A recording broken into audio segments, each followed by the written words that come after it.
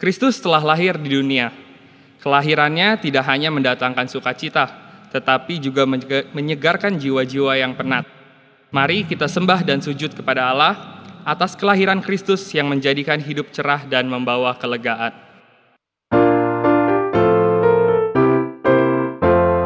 Lahir Kristus di dunia, bunyi-bunyian menyambut Dia. Lahir Kristus di dunia, puji Tuhan, haleluya. Janji lama telah genap, sabda Nabi pada masa lampau. Janji lama telah genap, zaman baru cerah tetap. Lahir Kristus di dunia, bunyi-bunyian menyambut Dia. Lahir Kristus di dunia, puji Tuhan, haleluya. Tercermin pada wajahnya, kasih karunia yang ilahi. Tercermin pada wajahnya, kemuliaan karunia. Lahir Kristus di dunia, bunyi-bunyian menyambut Dia. Lahir Kristus di dunia, puji Tuhan, haleluya. Yesus anak lemah lembut, Raja segala tempat dan zaman. Yesus anak lemah lembut, Dikau kami sembah sujud. Lahir Kristus di dunia, bunyi-bunyian menyambut Dia. Lahir Kristus di dunia, puji Tuhan, haleluya. Saudara-saudara, mari kita siapkan ibadah kita dengan keyakinan bahwa pertolongan kita adalah dalam nama Tuhan yang menjadikan langit dan bumi.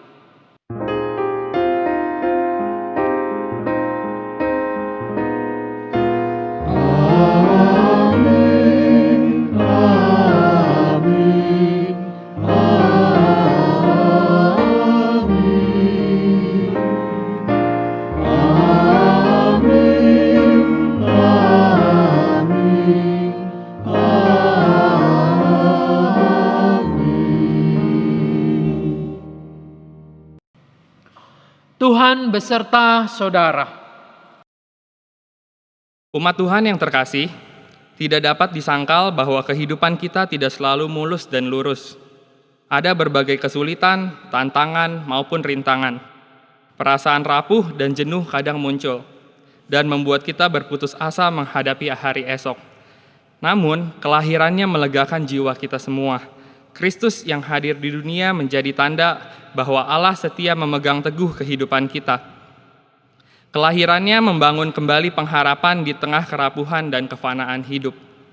Akan tetapi, kadang kita masih ragu terhadap masa depan. Ketakutan justru menggerogoti kehidupan kita. Ragu pada potensi yang telah Allah anugerahi, ragu pada dekapan Allah yang melegakan. Sudahkah Natal berdampak besar dalam hidup kita? Marilah kita merenungkannya dalam doa pribadi.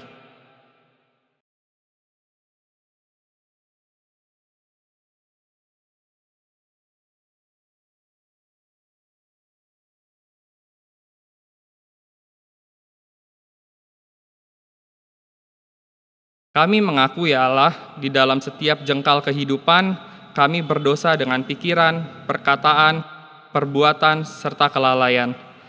Pikiran kami masih meragukan penyertaan-Mu. Perkataan kami sering mempertanyakan pertolongan-Mu. Perbuatan kami tidak mencerminkan karya-karya-Mu. Ampunilah kami ya Tuhan, kami yang terkadang bermalas-malasan, terus meratap dalam keputusasaan, dan mengabaikan kehadiran Tuhan dalam berbagai dimensi kehidupan kami. Kasihanilah kami ya Tuhan. Ajarilah kami ya Allah, agar mampu peka terhadap penyertaan-Mu yang melegakan jiwa melalui aneka peristiwa dan perjumpaan dengan sesama kami. Di dalam nama Tuhan Yesus Kristus kami berdoa.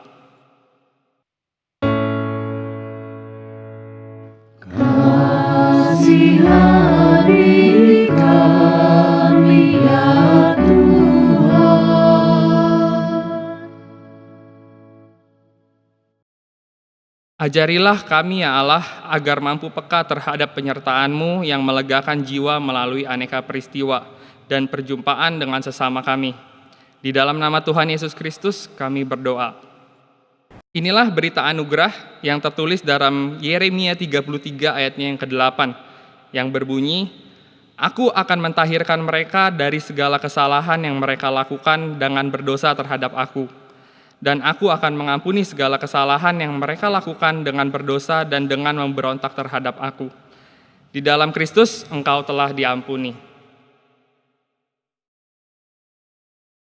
Damai Kristus bagimu.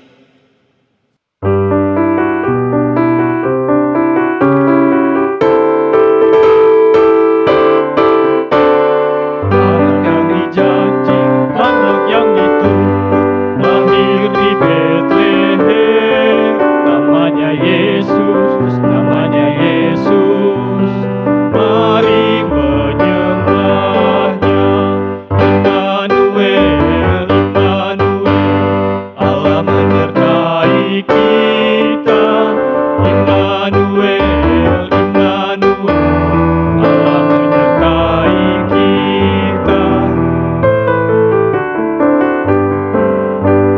Raja yang perkasa yang membawa damai datang di dunia. Namanya Yesus, namanya Yesus. Mari menyembahnya. Immanuel, Immanuel, Allah menyertai kita. Immanuel, Immanuel, Allah menyertai kita. Marilah pada saat ini kita menyiapkan hati diri kita untuk menyimak bagian demi bagian firman Tuhan dan kita satukan hati di dalam doa. Kami bersyukur oleh karena Engkau begitu baik ya Bapa. Engkau memberikan anakmu yang tunggal lahir di dunia ini untuk kami manusia yang berdosa. Tolonglah pada saat ini ya Bapa untuk kami boleh menyimak memahami bagian firman-Mu supaya sama seperti Hana dan Simeon yang menyambut Mesias dengan antusias yang melegakan jiwa. Tuhan yang menolong untuk menyiapkan hati kami sehingga firman ini boleh kami cerna, boleh mudah dimengerti, tetapi juga kami mengambil tindakan merespon firman ini dengan perbuatan-perbuatan yang sesuai yang Engkau inginkan. Anak-anak-Mu yang Engkau percayakan membacakan bagian demi bagian firman-Mu, dan kami akan mendaraskan mazmur hamba-Mu yang Engkau telah utus untuk menguraikan firman ini. Pakailah hamba-hamba-Mu ini dan juga semua media-media yang ada ini, agar Engkau dengan leluasa menyampaikan sabda-Mu, menyampaikan kehendak-Mu bagi kami kini dan di sini. Berbicaralah ya Bapa di sorga, karena kami anak-anak-Mu telah siap untuk menyimak mendengarkannya. Di dalam nama Tuhan kami Yesus Kristus yang kelahirannya kami rayakan, kami berdoa kepada Bapa di sorga. Amin. Bacaan pertama diambil dari kitab Nabi Yesaya pasal 61 ayat 10 sampai Yesaya 62 ayat 3. Aku bersukaria di dalam Tuhan, jiwaku bersorak-sorai di dalam Allahku, sebab Ia mengenakan pakaian keselamatan kepadaku dan menyelubungi aku dengan jubah kebenaran, seperti pengantin laki-laki yang mengenakan perhiasan kepala, dan seperti pengantin perempuan yang memakai perhiasannya. Sebab seperti bumi memancarkan tumbuh-tumbuhan, dan seperti kebun menumbuhkan benih yang ditaburkan, demikianlah Tuhan Allah akan menumbuhkan kebenaran dan puji-pujian di depan semua bangsa-bangsa. Oleh karena Sion aku tidak dapat berdiam diri, dan oleh karena Yerusalem aku tidak akan tinggal tenang, sampai kebenarannya bersinar seperti cahaya, dan keselamatannya menyala seperti sulu. Maka bangsa-bangsa akan melihat kebenaran-Mu, dan semua raja-raja akan melihat semua kemuliaan-Mu. Dan orang akan menyebut Engkau dengan nama yang baru, yang akan ditentukan oleh Tuhan sendiri. Engkau akan menjadi mahkota keagungan di tangan Tuhan, dan serban kerajaan di tangan Allah-Mu. Demikianlah sabda Allah.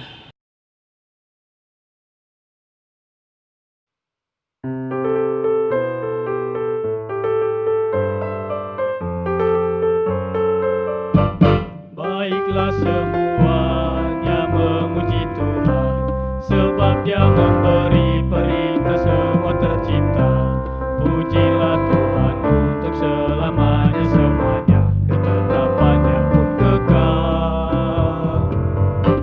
Biarlah semuanya memuji Tuhan, sebab hanya namanya saja yang tinggi luhur. Pujilah Tuhan yang keagungannya mengatasi segenap langit semesta. Baiklah semuanya memuji Tuhan, sebab Dia memberi perintah semua tercipta. Pujilah Tuhan untuk selamanya semuanya, ketetapannya pun kekal. Biarlah semuanya memuji Tuhan, sebab hanya namanya saja yang tinggi luhur. Pujilah Tuhan yang keagungannya mengatasi segenap langit semesta. Pujilah Dia ya hai semua malaikatnya, pujilah Dia hai tentaranya. Pujilah Dia hai matahari dan bumi, pujilah Dia hai bintang-bintang. Pujilah Tuhan hai langit yang mengatasi langit di atas langit. Pujilah Dia hai air di atas langit, pujilah Tuhan di surga. Baiklah semuanya memuji Tuhan, sebab Dia memberi perintah semua tercipta. Pujilah Tuhan untuk selamanya semuanya, ketetapannya pun kekal. Biarlah semuanya memuji Tuhan, sebab hanya namanya saja yang tinggi luhur. Pujilah Tuhan yang keagungannya mengatasi segenap langit semesta. Pujilah Tuhan hai ular-ular naga dan segenap samudra raya. Pujilah Dia hai api sanjung hujan es, hai kabut dan hai angin badai. Pujilah Tuhan hai binatang yang liar, melata dan segala hewan. Pujilah Dia hai burung-burung yang terbang, pujilah Tuhan di bumi. Baiklah semuanya memuji Tuhan, sebab Dia memberi perintah semua tercipta.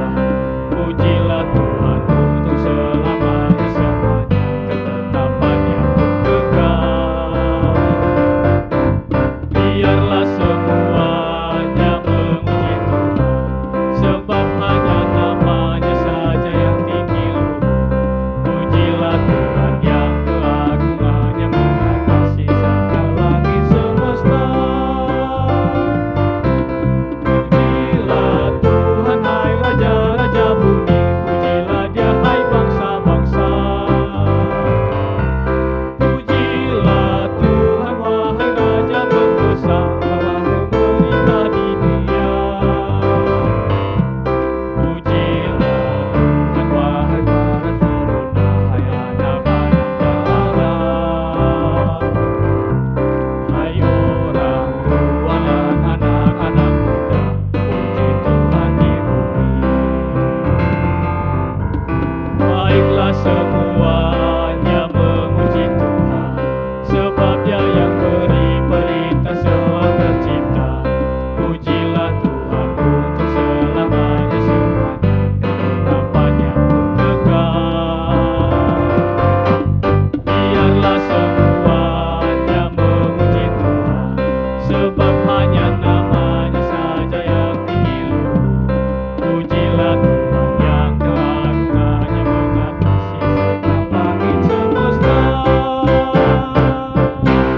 Bacaan kedua diambil dari Galatia pasal 4 ayat 4 sampai ayat 7.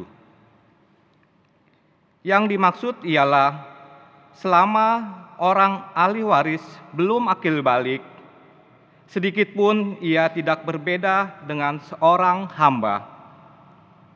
Sungguh pun ia adalah tuan dari segala sesuatu, tetapi ia berada di bawah perwalian dan pengawasan sampai pada saat yang telah ditentukan oleh Bapaknya.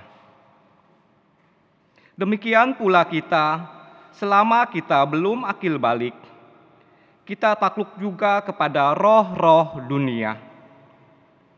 Tetapi setelah genap waktunya, maka Allah mengutus anaknya yang lahir dari seorang perempuan dan takluk kepada hukum Taurat. Ia diutus untuk menebus mereka yang takluk kepada hukum Taurat, supaya kita diterima menjadi anak. Dan karena kamu adalah anak, maka Allah telah menyuruh roh anaknya ke dalam hati kita yang berseru, "Ya Aba, ya Bapa." Jadi kamu bukan lagi hamba, melainkan anak. Jikalau kamu anak, maka kamu juga adalah ahli waris oleh Allah. Demikianlah sabda Tuhan. Bacaan Injil pada hari Minggu pertama dalam peristiwa perayaan Natal kelahiran Tuhan Yesus Kristus diambil dari Injil Lukas pasal 2 ayat 22 sampai dengan ayatnya yang ke-40. Saudara-saudara, kita menyiapkan Injil Lukas pasalnya yang kedua ayat 22 sampai dengan ayatnya yang ke-40. Inilah Injil Tuhan Yesus Kristus menurut Lukas pasal 2 ayat 22 sampai dengan 40. Simak dan dengarkanlah Injil Tuhan Yesus Kristus. Dan ketika genap waktu pentahiran menurut hukum Taurat Musa, mereka membawa dia ke Yerusalem untuk menyerahkannya kepada Tuhan.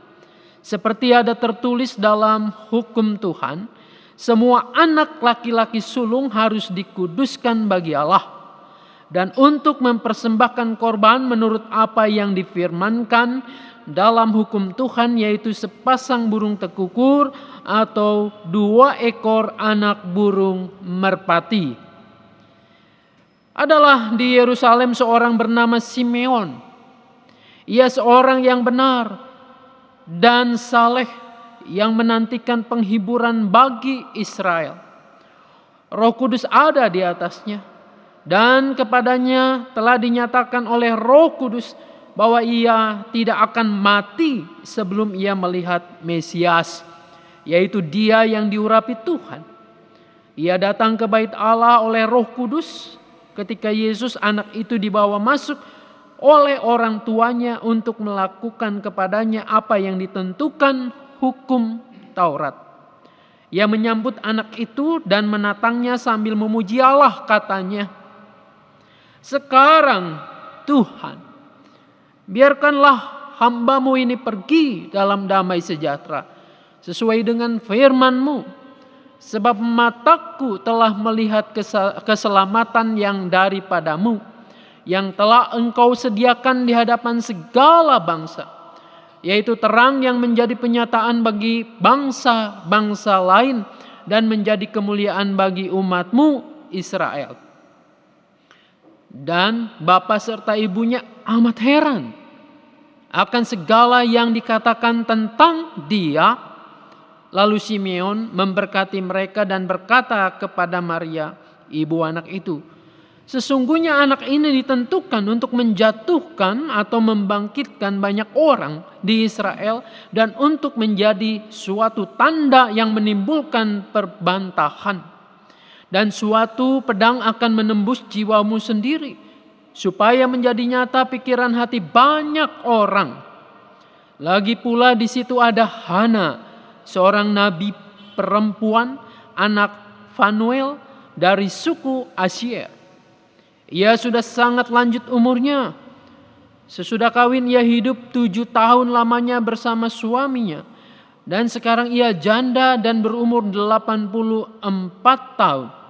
Ia tidak pernah meninggalkan bait Allah dan siang malam beribadah dengan berpuasa dan berdoa. Dan pada ketika itu juga datanglah ia ke situ dan mengucap syukur kepada Allah dan berbicara tentang anak itu kepada semua orang yang menantikan kelepasan untuk Yerusalem. Dan setelah selesai semua yang harus dilakukan menurut hukum Tuhan, kembalilah mereka ke kota kediamannya, yaitu kota Nazaret di Galilea. Anak itu bertambah besar dan menjadi kuat, penuh hikmat dan kasih karunia Allah ada padanya. Sampai demikian jauh pembacaan firman Tuhan. Tuhan Yesus berkata, yang berbahagia adalah setiap kita yang mau mendengarkan firman Allah dan yang memeliharanya. Haleluya.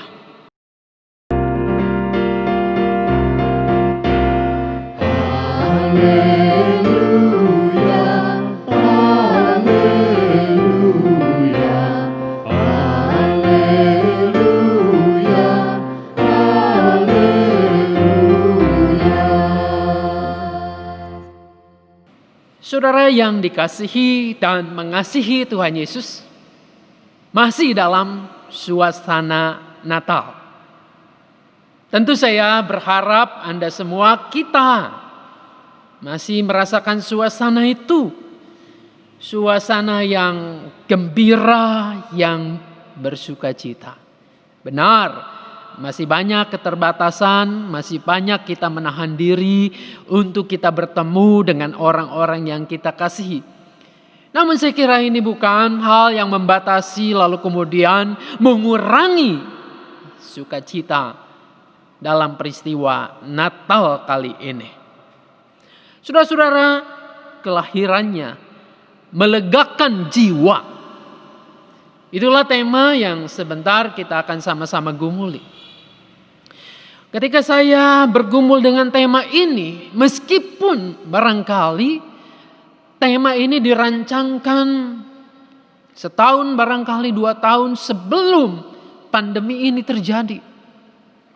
Saudara-saudara, seolah ini menyapa buat saya sendiri adalah, betulkah dalam suasana mencekam, suasana yang sulit, yang serba terbatas oleh karena pandemik ini, Natal menjadi sebuah peristiwa yang melegakan jiwa kita, yang membuat jiwa kita bersukacita, bersukacita seperti Simeon ini. Saudara-saudara, ada begitu banyak alasan tentu untuk kita tidak bersukacita, untuk kita pesimis, untuk kita murung.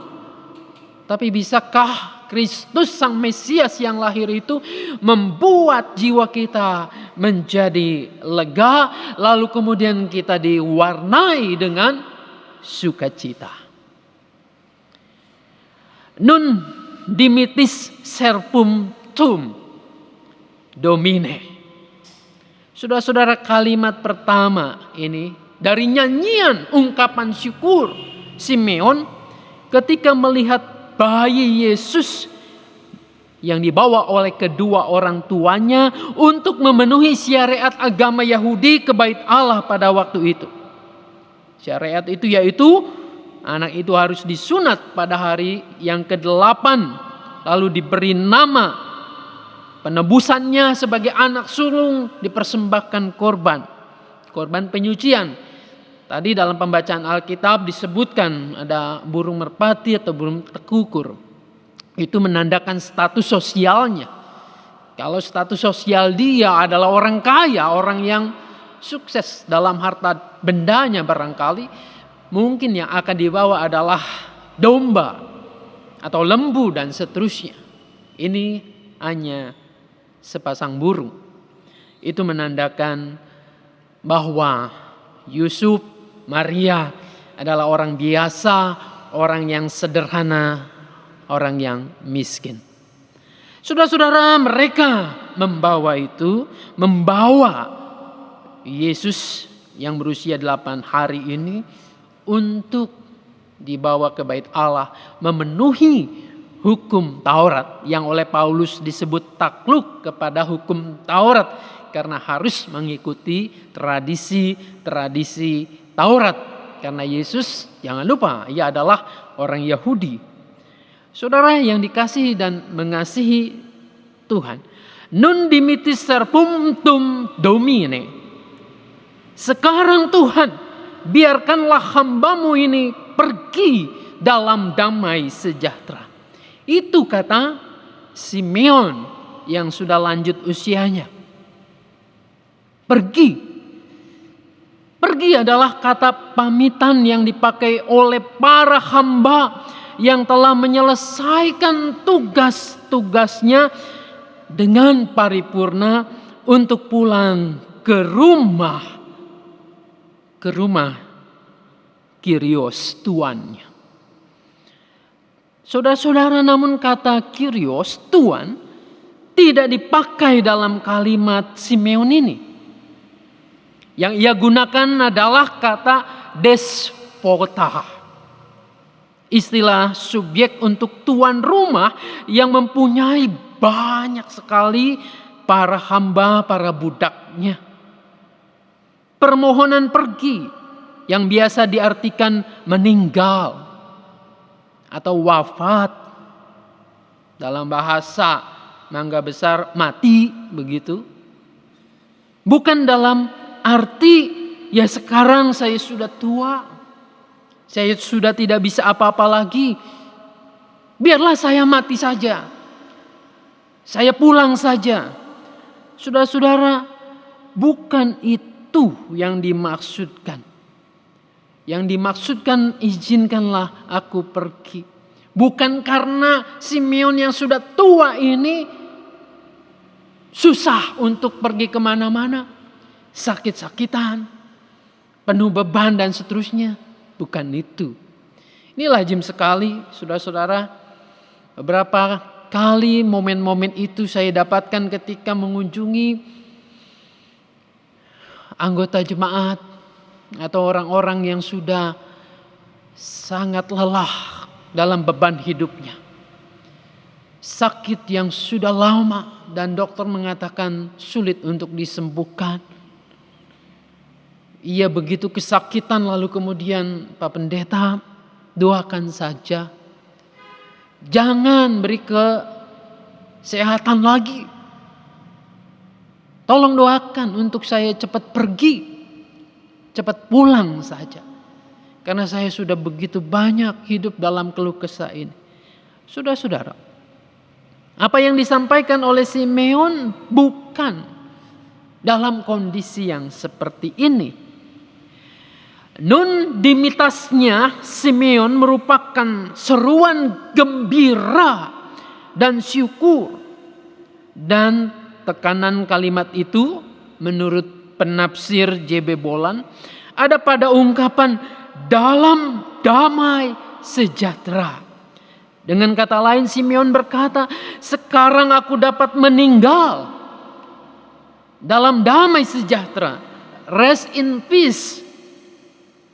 Saudara-saudara, ini yang seringkali dipakai dalam ucapan-ucapan ketika orang atau kerabat kita meninggal. Dan mungkin juga suatu saat kita pun berharap begitu ketika Tuhan memanggil kita rest in peace. Beristirahat di dalam damai. Saudara-saudara, siapa Simeon dan apa alasannya ia menyanyikan kidung Nun Dimitas ini? Simeon, nama itu tidak setenar, tidak sepopuler Nabiah Hana yang juga menyambut bayi Yesus di bait Allah itu. Hana jelas asal usulnya disebutkan. Ia seorang nabiah atau nabi perempuan, anaknya Panuel dari suku Asyer.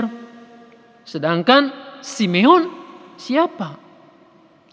Lukas bungkam. Tidak ada cerita leluhurnya siapa. Namun hanya dicatat bahwa Simeon adalah orang yang benar, orang yang saleh, dan dengan setia ia menantikan penghiburan bagi Israel.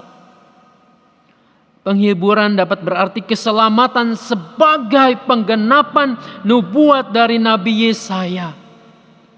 Saudara-saudara, kemungkinan ia telah tua renta. Lukas mencatat bahwa ia ditentukan sebagai orang yang tidak akan mati sebelum melihat Mesias, sebelum melihat Kristus lahir itu. Lukas 2 ayat 26. Simeon bukanlah kelompok kaum zelot yang terang-terangan secara politis menentang kekaisaran Romawi dengan jalan angkat senjata. Bukan. Ia juga sepertinya bukan dari kelompok imam atau orang Farisi yang pekerjaannya memelihara Taurat Tuhan. Apalagi kelompok Saduki yang tidak percaya akan kebangkitan. Lalu dari kelompok atau tarekat manakah Simeon itu berasal? Saudara-saudara, para penafsir menduganya bahwa ia termasuk dalam kelompok orang pendiam di negeri. Mazmur 35 ayat 20. Orang yang tidak suka memamerkan kesalehan ibadah. Orang yang tidak suka kesalehannya dilihat dan dipuji oleh orang-orang lain. Namun punya komitmen luar biasa. Simeon punya komitmen luar biasa dalam melakukan kehendak Allah dengan diam-diam memelihara kehidupan yang kudus, memelihara kehendak Tuhan dengan melakukannya. Tidak suka pamer, tetapi ia melakukan apa yang Allah kehendaki. Ketika melihat sang bayi itu, bayi yang dibawa oleh Ibu Maria bersama dengan Yusuf, meluaplah kegembiraannya. Seolah-olah di dunia ini tidak ada lagi yang lebih indah, tidak ada lagi yang lebih mempesona, tidak ada lagi yang menakjubkan, yang dapat memuaskannya, kecuali melihat wajah bayi itu, melihat sang Mesias itu. Penantiannya yang teramat panjang, hidup yang penuh kesalehan dan ketaatan berujung manis. Kematian yang berada di depannya bukan hal yang menakutkan lagi, melainkan sebuah kelegaan, kepuasan jiwanya bahwa ia telah berjumpa dengan sang penebus itu yang menyelamatkan dunia ini. Kemudian Simeon melihat apa yang dilakukan nantinya kelak oleh sang bayi ini. Saudara-saudara, sang bayi ini ia katakan kelak akan menjadi penyebab banyak orang akan jatuh. Suatu ucapan ganjil keras, tetapi kelak orang akan melihat pembenarannya, buktinya sendiri. Memang sedemikian itu. Bukan karena Allah menghakimi manusia, melainkan manusialah, orang per orang itulah yang akan menghakimi dirinya sendiri dengan apa yang dilakukan mereka. Penghakiman itu sebagai konsekuensi dan reaksi terhadap Yesus Kristus. Seandainya ketika manusia diperhadapkan dengan kebaikan dan kasih, hatinya tergerak untuk menjawab dengan kasih, maka manusia itu sudah berada dalam kerajaan Allah. Namun sebaliknya, jika ia tidak tergerak malah menolak, maka ia berada dalam hukuman. Dengan demikian terdapat kelompok yang menerima dan kelompok yang menolak, dan Sang Mesias ini akan menjadi buktinya nanti. Saudara-saudara, Sang Bayi kelak akan menjadi penyebab banyak orang yang bangkit. Seneca pernah berkata bahwa yang paling utama dibutuhkan manusia adalah tangan yang terulur mengangkat mereka. Tepat sekali, dan itulah tangan Kristus, tangan Yesus yang mengangkat manusia dari kehidupan lama dan masuk ke dalam kehidupan yang baru. Keluar dari dosa dan masuk ke dalam kekudusan, keluar dari hal-hal yang memalukan kepada hal-hal yang memuliakan. Sang Bayi akan menghadapi banyak perlawanan kelak. Berhadapan dengan Yesus Kristus tidak dapat bersikap netral. Hanya ada dua pilihan: berpihak kepadanya atau melawan Dia. Saudara-saudara, inilah yang menyedihkan bahwa nantinya banyak dari orang-orang, bahkan mungkin dari kita juga, justru memilih untuk tidak. Memilih untuk berada di seberang Kristus ini. Saudara-saudara, kita sering memilih apa yang menguntungkan diri kita. Tetapi kita lupa bahwa di balik yang menguntungkan itu bisa saja kita membelakangi Sang Mesias ini. Saudara-saudara, Simeon, sosok silent namun syarat makna. Kita bisa belajar dari pribadi maupun ucapannya. Ia tidak seperti kebanyakan tokoh atau pemuka Yahudi yang suka pamer kesalehan.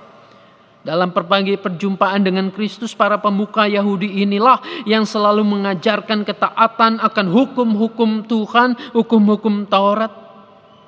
Alih-alih orang tertolong berjumpa dengan kelepasan, pembebasan, hukum-hukum itu telah membelenggu bagaikan kuk yang menekan pundak yang berat itu. Akibatnya orang tidak dengan sukacita mengerjakannya, melainkan karena takut. Saudara-saudara, Simeon adalah sosok yang tanpa pamer hidup kesalehannya. Ia taat dan setia bukan karena takut terhadap hukum-hukum akibat pelanggaran akidah itu, tetapi karena kecintaannya kepada Tuhan. Ia memegang teguh janji Tuhan itu. Ia menjunjung tingginya. Lalu di penghujung hidupnya kita boleh melihat sukacita. Sukacita yang meluap, sukacita yang begitu besar yang ia rasakan. Ia berjumpa dengan Sang Mesias. Ia berjumpa dengan apa yang melegakan jiwanya itu. Saudaraku yang dikasihi dan mengasihi Tuhan, hidup kita entah cepat atau lambat pasti akan berakhir. Sebagian besar manusia menuliskan dalam obituarinya dengan kalimat rest in peace. Betulkah apa yang tertulis itu menggambarkan kenyataan yang sesungguhnya? Atau hanya sebagai salah satu kalimat latah saja? Karena semua orang menuliskannya, maka saya juga ikut-ikutan itu. Tetapi betulkah kelak kita beristirahat dalam damai sejahtera? Banyak keluarga entah mengerti atau tidak kalimat itu ketika salah satu anggota meninggal lalu menuliskannya di dalam iklan surat kabar atau di batu nisannya dengan kalimat pembukaan RIP, rest in peace. Padahal saat meninggal justru jauh sesungguhnya. Itu bisa terjadi ketika manusia berjumpa. Saudara-saudara, rest in peace ketika manusia berjumpa dengan Sang Mesias itu. Bagi Simeon, tidak ada kata-kata yang lebih indah. Tidak ada hal-hal yang lebih menakjubkan, mengagungkan, mempesona selain ketika ia berjumpa dengan Sang Mesias. Baginya itu sudah cukup. Sudah cukup untuk menyelesaikan dan sudah cukup untuk mengakhiri kehidupannya. melegakan jiwanya. Simeon mencapai kalimat bahagia dalam hidupnya. Oleh karena bukan saja ia melihat wujud dari Sang Mesias, dari bayi Kristus itu.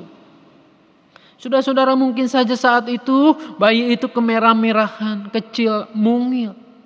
Simeon dapat melihat jauh ke depan akan peran penting yang akan dilakukan oleh Sang Mesias. Peran yang sangat menentukan bagi umat manusia dan dunia. Dari ucapannya kita dapat melihat, memetik hikmat. Nah, sekarang bagaimanakah kita memutuskan? Apakah kita berada dalam barisan orang-orang yang menentang, melawannya, atau orang-orang yang merespon dengan sukacita mengerjakan apa yang menjadi kehendaknya? Orang-orang yang dapat melihat hidup seperti Simeon pasti akan melakukan pilihan yang benar. Hidup saleh dan benar dengan sukacita, bukan terpaksa, bukan untuk pamer, melainkan karena cinta akan Kristus. Kalau Anda dan saya telah merayakan Natal, telah genap menanti-nantikan Kristus ada di hati ini, sama mestinya punya jiwa yang sama seperti Simeon ketika melihat Sang Kristus itu, Sang Mesias itu yang melegakan jiwa, yang mampu untuk kemudian menopang kita untuk hidup dalam rencana agungnya, untuk hidup dalam kehendaknya, untuk meneruskan karyanya. Natal hanya berarti ketika Anda dan saya memaknainya, meneruskan karya Sang Mesias itu. Tuhan Yesus menolong, memberkati kita semua.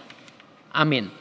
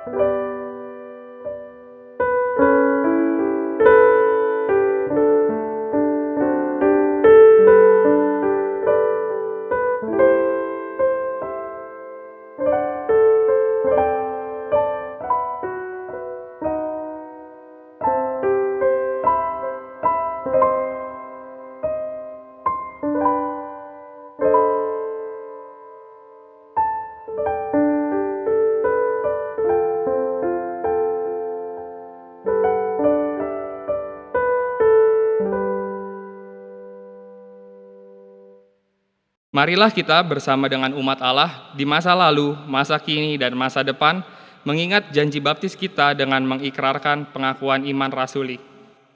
Aku percaya kepada Allah, Bapa yang Maha Kuasa, Halik langit dan bumi, dan kepada Yesus Kristus, Anaknya yang tunggal Tuhan kita, yang dikandung daripada Roh Kudus, lahir dari anak darah Maria, yang menderita sengsara di bawah pemerintahan Pontius Pilatus, disalibkan, mati dan dikuburkan, turun dalam kerajaan maut, pada hari yang ketiga bangkit pula dari antara orang mati, naik ke sorga, duduk di sebelah kanan Allah, Bapa yang Maha Kuasa, dan dari sana ia akan datang untuk menghakimi orang yang hidup dan yang mati. Aku percaya kepada Roh Kudus, gereja yang kudus dan am, persekutuan orang kudus, pengampunan dosa, kebangkitan orang mati, dan hidup yang kekal. Amin. Pada hari Minggu, tanggal 3 Januari 2021, kita akan merayakan perjamuan kudus. Untuk menyambut dan ikut serta dalam perayaan itu, marilah kita mempersiapkan diri secara bersama-sama. Pada perjamuan malam terakhir, Kristus menghendaki kita merayakan perjamuan kudus untuk mengenangnya. Mengenang Kristus berarti mengalami kehadirannya bersama mereka. Mengenang Kristus juga berarti menyadari seluruh kehidupan Kristus yang diberikannya bagi keselamatan dunia sejak ia lahir, melayani, menderita sengsara, mati, dibangkitkan, dan dimuliakan di sorga. Marilah kita merenungkannya. Apakah saudara benar-benar rindu untuk berjumpa secara pribadi dengan Kristus, untuk mengalami kasih, kuasa, dan kebenarannya yang memperbaharui hidup saudara? Apakah saudara menghayati bahwa seluruh kehidupan dan karya Kristus, yaitu kelahirannya, pelayanannya, penderitaannya, kematiannya, kebangkitannya, kenaikannya ke surga, sampai dengan kedatangannya kembali, terkait erat dengan kehidupan saudara? Pada perjamuan malam terakhir, ketika Kristus memecah roti dan mengangkat cawan, Ia membagikan tubuh dan darahnya sendiri kepada murid-muridnya. Menerima tubuh dan darahnya berarti dipersatukan dengan Kristus, sehingga Ia menjadi kepala dan kita tubuhnya. Menerima tubuh dan darahnya berarti dipersatukan dengan semua orang yang menerimanya juga, menjadi satu tubuh dan satu roh. Marilah kita merenungkannya. Apakah saudara menghayati bahwa Kristus adalah kepala seluruh kehidupan saudara dalam hidup berjemaat dan bermasyarakat, dalam berkeluarga dan pekerjaan saudara? Apakah saudara menghayati bahwa saudara adalah anggota tubuh Kristus yang saling mengasihi seorang terhadap yang lain? Ketika kita bersatu dengan Kristus, roti hidup yang dipecah-pecahkan bagi dunia ini, kita pun dipersatukan dalam kematian dan kebangkitan Kristus. Dipersatukan dengan Kristus berarti diutus untuk mengosongkan dan menyangkal diri, memikul salib dan mengikut Kristus. Dipersatukan dengan Kristus berarti diutus untuk memberi hidup kita demi keselamatan dunia. Marilah kita merenungkannya. Apakah dalam persekutuan dengan Kristus, saudara mau berkurban dan menjadi berkat bagi sesama? Apakah saudara menyadari bahwa sebagai anggota tubuh Kristus di tengah dunia, saudara menjadi mata dan telinga bagi Kristus yang melihat dan mendengar, serta peduli terhadap kebutuhan dan masalah sesama saudara? Sudahkah saudara menjadi mulut bagi Kristus yang menyuarakan kebenaran dan keadilan dalam lingkungan saudara? Sudahkah saudara menjadi tangan bagi Kristus yang berkarya memperjuangkan damai sejahtera di muka bumi? Kiranya Roh Kudus menolong kita semua dalam mempersiapkan diri untuk merayakan perjamuan kudus pada tanggal 3 Januari 2021 mendatang. Saudara-saudara, mari kita masuk di dalam doa.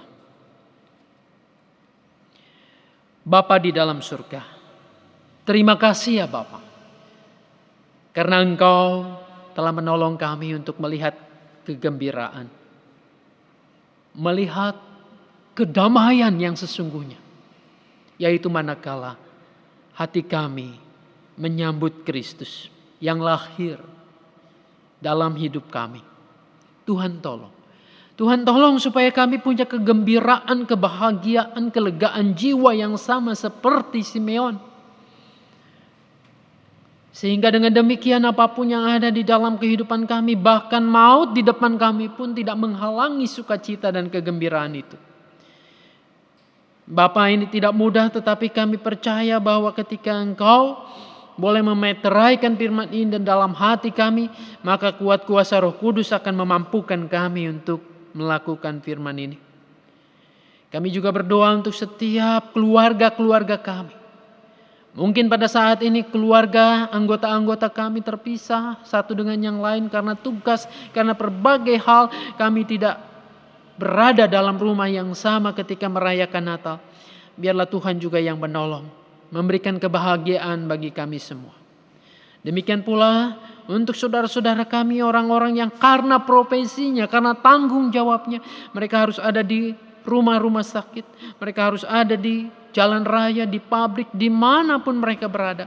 Biarlah Tuhan juga menyapa, hadir, dan memberikan sukacita kegembiraan. Bapa, kami rindu Indonesia juga, merasakan kedamaian, damai sejahtera itu. Biarlah kami boleh mewujudkannya sebagai anak-anak-Mu yang Kau tempatkan di sini.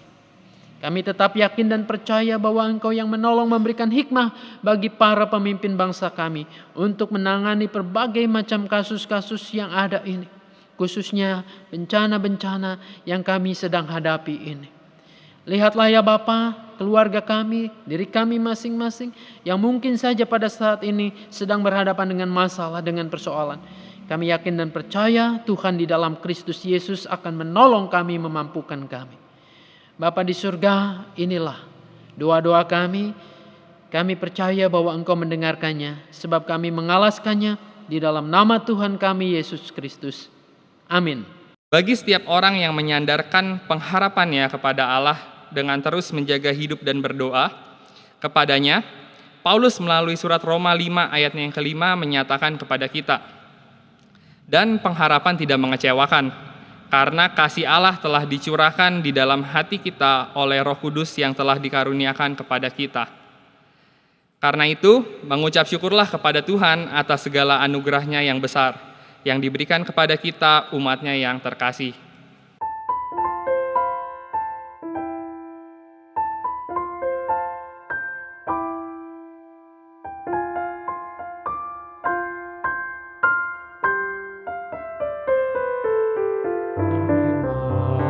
Malam gelap, sunyi senyap, nyanyian malam menggegam, mewartakan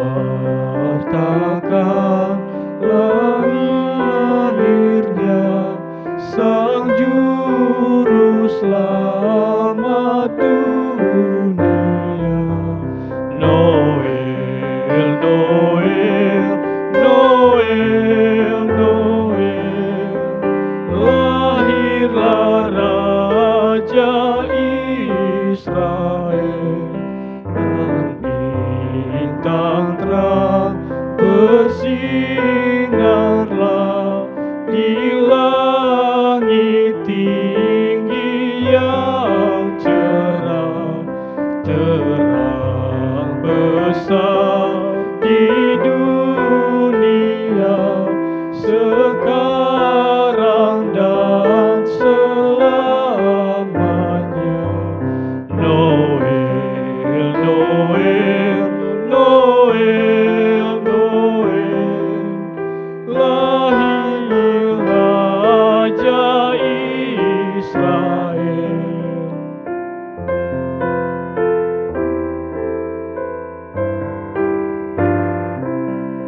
Mari teman, nyanyikan terus pujian bagi penebus, karena besar anugerahnya kepada kita umatnya. Noel, Noel, Noel, Noel, lahirlah Raja Israel.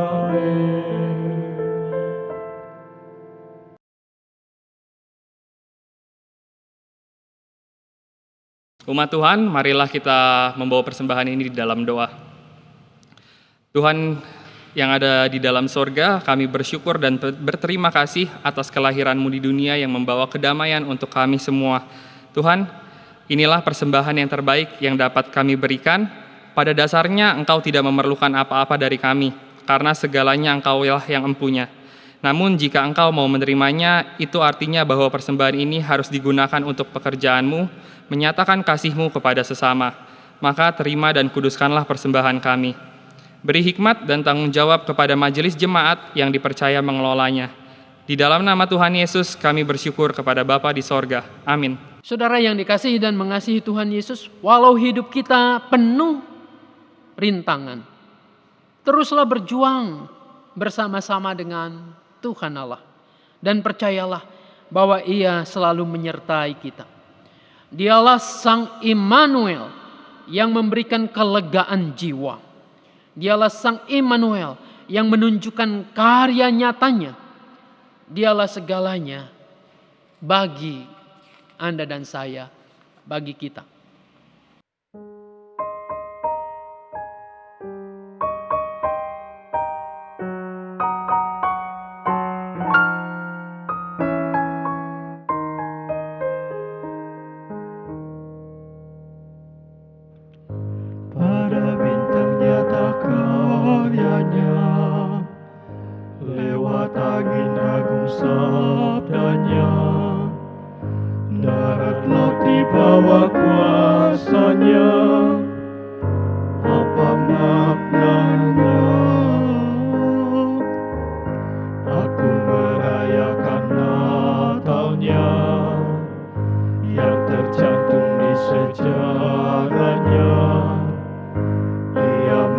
membebaskan umatnya. Apa maknanya? Saat aku bertemu Dia, ku rasakan agung rahmat-Nya. Ku sadari Dia Tuhan yang mempedulikanku, yang tak menjauhkan diri. Kini Dia pun bersamaku dan menjaga tiap langkahku. Dia kawan karib bagiku, Dia segalanya.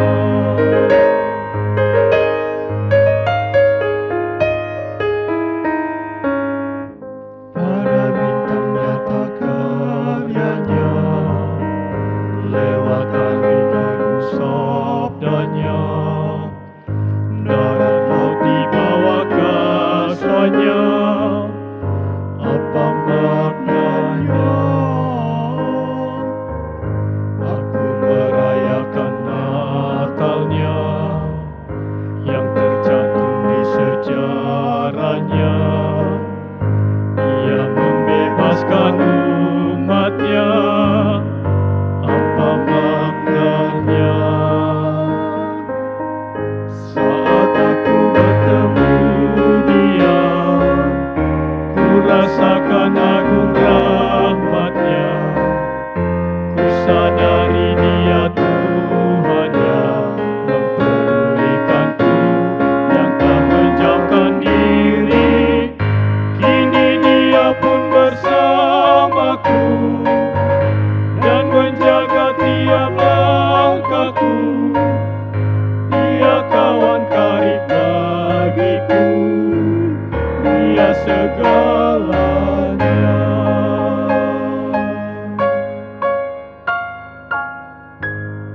Saudara-saudara, arahkanlah hatimu kepada Tuhan. Jadilah saksi Kristus. Terpujilah Tuhan. Kembalilah ke dalam kehidupan dan tugas tanggung jawab saudara, serta terimalah berkat Tuhan. Kiranya kemuliaan Bapa menjadi suluhmu di dalam perjalanan hidup yang terkadang terasa kabur. Kiranya bela rasa Kristus menjadi cinta yang menaungimu di dalam langkah yang terjal. Kiranya kehadiran Roh Kudus menjadi semangat di dalam merangkul dan mengasihi sesama. Dan Allah Trinitas menjadi tumpuanmu dalam berkarya dan berperan serta berharap dari hari ini, esok dan selama-lamanya. Haleluya. Amin.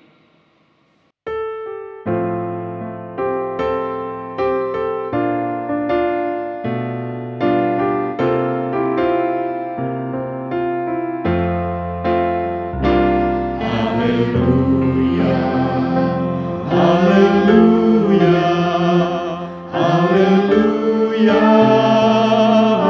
amin.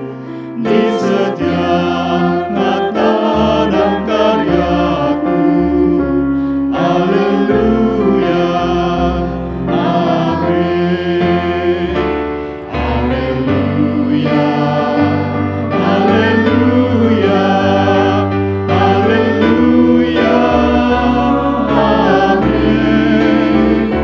Di setiap kata dan karyaku, haleluya, amin.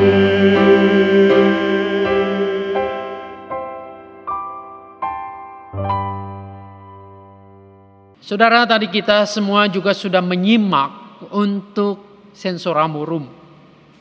Dalam sensoramurum kita diingatkan untuk nanti tanggal 3 Januari akan ada perjamuan kudus.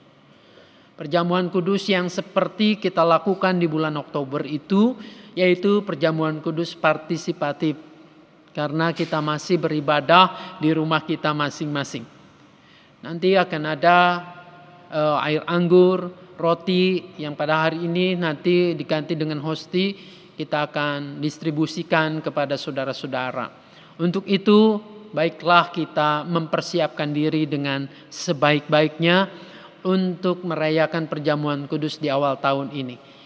Kami yakin dan percaya bahwa Tuhan Yesus menolong memberkati kita. Amin.